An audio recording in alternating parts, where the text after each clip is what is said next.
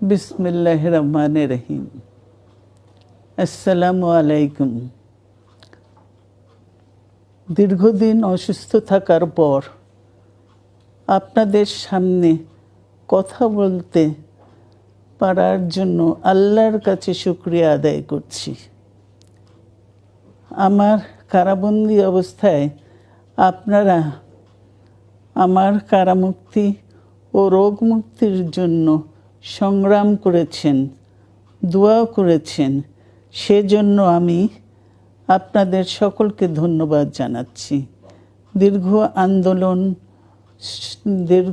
আন্দোলন সংগ্রাম ও ত্যাগের মধ্য দিয়ে আমরা ফ্যাসিবাদী অবৈধ সরকারের কাছ থেকে মুক্তি পেয়েছি।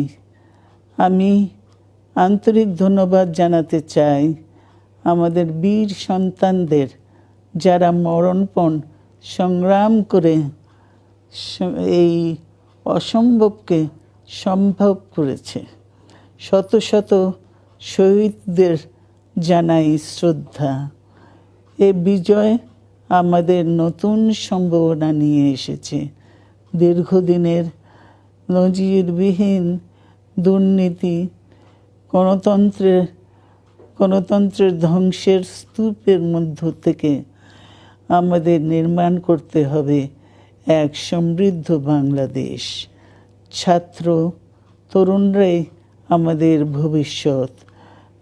তরুণরা এই যে স্বপ্ন নিয়ে বুকের রক্ত ঢেলে দিয়েছে, সেই স্বপ্ন বাস্তবায়নে করতে মেধা, যোগ্যতা, জ্ঞান ভিত্তিক গণতান্ত্রিক বাংলাদেশ গড়ে তুলতে হবে। শোষণহীন সমৃদ্ধ বাংলাদেশ।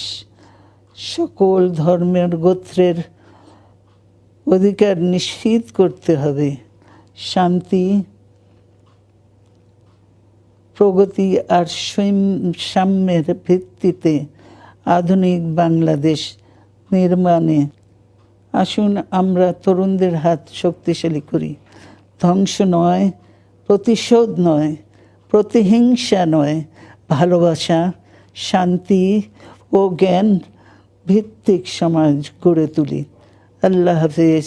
বাংলাদেশ জিন্দাবাদ। সাথে ছিলাম আমি মিজানুর রহমান। Tonight news Bangla.